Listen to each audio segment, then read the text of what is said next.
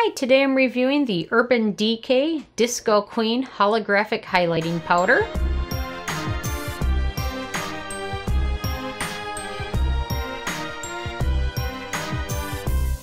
And really quick, I just want to say I purchased all these products with my own money, so you know you can trust my opinion is what I honestly believe. And if you want to help support the channel, click on the Amazon link below before you make your purchase.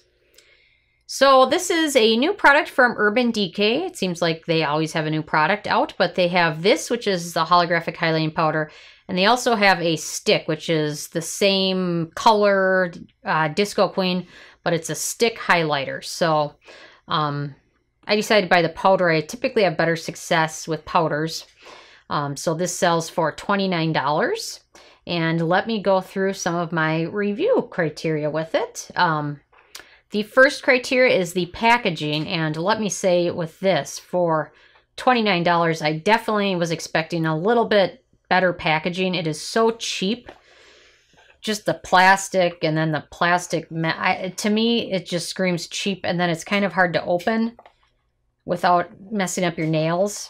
So it's super cheap. I just didn't like it. Urban Decay typically can do better than this with their packaging, but for me, this was just so cheap. They went with it. So I gave it a thumbs down for that criteria.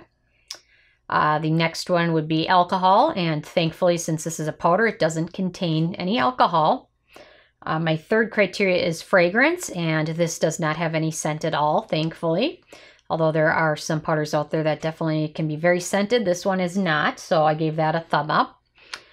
The location manufactured, I believe this was the United States. Let me just take a peek again. Let's see. Where does it say that on here? Oh, here we go. Let's see. Made in the US, so no issues there. I'm typically more concerned with things that are made in China, just because there's a more likelihood of contaminants, and sometimes some of the cheaper brands and some of the more expensive brands make things in China, and this is not, so it gets a thumb up for that. Ease of use is the fifth criteria, and this one, well, it's a powder, and it seems like it should be pretty easy. I found it difficult to use and actually have any pigmentation or even notice that it's on, so I gave it a thumb down for that. It just isn't as pigmented. And which kind of goes into the sixth criteria, which is pigmentation. And this one, to actually make it any noticeable that you have it on your cheeks, or you can even use it on your eyes, I just did not find a lot of pigmentation. So let me give you guys a swatch here, just so you guys can see. But it's hard to get any actual visible highlights out of it. You definitely have to build it up a lot, which takes time to even notice that you have it on. And the term holographic has been used a lot lately, and this one is close to being holographic, but ends up being more iridescent than anything else. But you definitely can build it up. It takes a lot of powder and a lot of time to build it up, and you're definitely going to need a very firm highlighting brush to build it up. But it can be built up, but in my opinion, it should be more pigmented than that. I think if you get their holographic stick and use that in conjunction with this, you can build it up a little bit easier. But do you really want to have to buy two separate products to get the effect that a better made product can get? So, but it can definitely be built up, but it just takes too much time in my opinion. I don't have that much time to get ready every morning. Most people don't, but especially for this, I'd rather spend my time on my eyes than building up a highlight. So I gave it a thumbs down on ease of use and pigmentation. And the number 7 criteria is animal testing. And thankfully, that's one of the big things I love about Urban Decay is they don't test on animals. And then let me point out, I'm using their Urban Decay F110 brush, which I love for a lot of pressed pigments and eyeshadows. So anyway, off track. They do not test on animals. The number 8 criteria is performance, and once you build it up, it definitely lasts and stays all day. There isn't a lot of fallout, which is good. But in my opinion, for something that's a highlighter, it should perform better than this. And you shouldn't have to build it up as much as time it takes to build this up. So I gave it a thumbs down on performance.